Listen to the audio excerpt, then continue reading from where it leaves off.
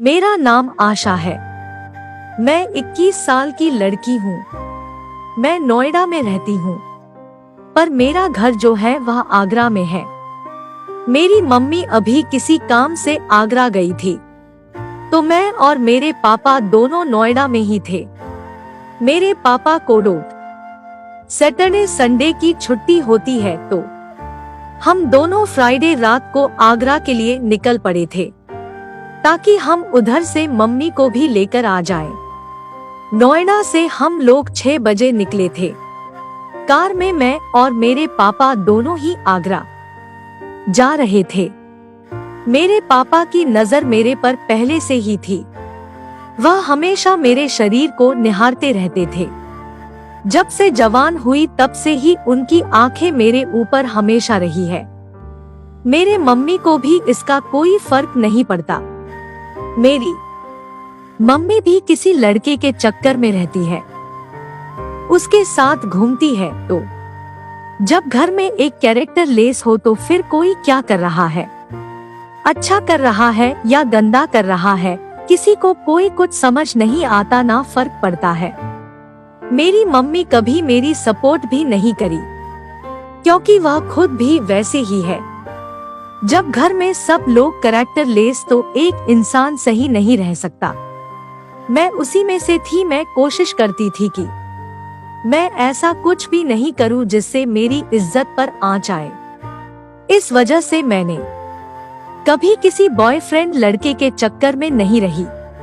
तो आपको समझ आ गया कि मेरा परिवार कैसा है। ऐसे में जब अकेला इंसान हो और उसके साथ एक लड़की हो, अंधेरी रात हो, हाईवे हो और हाईवे पर कोहरा हो, तो बातें और भी आसान हो जाती है। वही मेरे साथ भी हुआ है। 7 के करीब हम लोग यमुना एक्सप्रेसवे पर थे।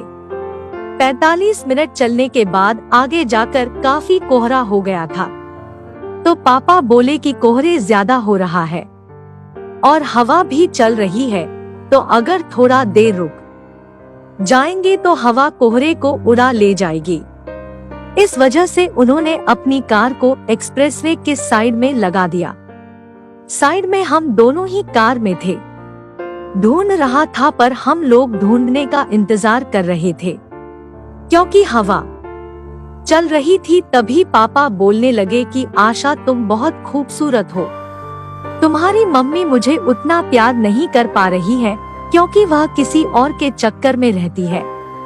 वह बात तुम्हें भी पता है। ऐसा लगता है मैं अकेला हो गया हूँ। मेरा कोई साथ नहीं देता। आजकल जमाना बदल गया है। रिश्ते तो किसी से भी बना लो, कोई फर्क नहीं पड़ता है। तुम जवान हो गई हो। मुझे लगता है कि हम दोनों को एक दोस्त की तरह अब रहने चाहिए। मुझे पता है तुम्हें भी जेब खर्च की बहुत ज्यादा जरूरत है, पर उतना तुम्हें नहीं हो पाता जितना होना चाहिए। तुम्हारे दोस्त सब अच्छे अच्छे कपड़े पहनते हैं, ब्रांडेड जूते पहनते हैं, पर कई बार मैं देखता हूँ कि तुम वैसे नहीं पहन पाती हो जैसा तुम्हें पहनना चाहिए। मुझे पता है तुम्हें अभी नौकरी करने में समय है, तो अगर तुम मेरी एक अच्छी दोस्त बन जाती हो बेटी से ऊपर, तो मैं तुम्हारे लिए बहुत कुछ कर सकता हूँ। उन्होंने मेरे दिल की बात सुन ली थी। दोस्तों, वह सच बोल रहे थे। मुझे लगा यह ठीक बोल रहे हैं। मैंने अपने पापा से पूछा, फिर मुझे क्या करना होगा?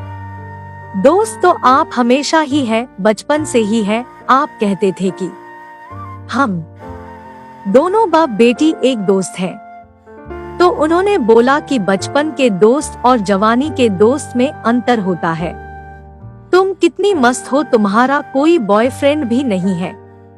तुम्हारा भी मन करता होगा, और मेरा भी मन करता है, क्योंकि तुम्हारी मम्मी मेरे साथ नहीं रहती है, और ऐसी भी है तो साथ सोने में नखरे करती है। तुम समझ रही हो मैं क्या बोल रहा हूँ?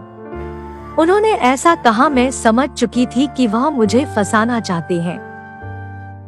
मुझे लगा कि घर की बात घर में रह जाए और मेरा काम भी बन जाए। और मेरे पापा का काम बन जाए तो इससे बढ़िया बात और क्या हो सकती है। मैं अपना सर झुकाया। पापा समझ गए कि मैं हाँ बोल रही हूँ। उन्होंने तुरंत अपने जेब से 20,000 रुपए निकाले और मेरे जेब में रख दिया। उन्होंने कहा, कल तुम अपने लिए कपड़े और जूते खरीद लेना और मम्मी पूछे तुम्हारे पास पैसे कहाँ से आ रहे हैं तो तुम बोलना कि हमने एक टाइम जॉब कर लिया है, और मैं बोल दूंगा कि हाँ मेरे दोस्त के कंपनी में घर से ही काम करती है। उनका आइडिया सही था। मेरे चेहरे पर मुस्कुराहट आ गई थी। मुस्कुराहट आते ही वह मेरे करीब आकर मेरे सीट को खोल दिया और पापा ने मुझे अपना बना लिया और फिर गाड़ी स्टार्ट करके वहां से चल दिए। हम दोनों के बीच एक ऐसा रिश्ता बन गया है जो परिवार से ऊपर का रिश्ता है।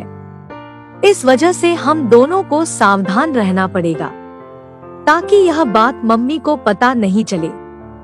दोस्तों, आपको हमारी कहानी कैसी लगी कमेंट बॉक्स में जरूर बताइएगा और हमारी ऐसी कहानी सुनने के लिए हमारे चैनल को लाइक एंड सब्सक्राइब जरूर कीजिएगा। धन्यवाद।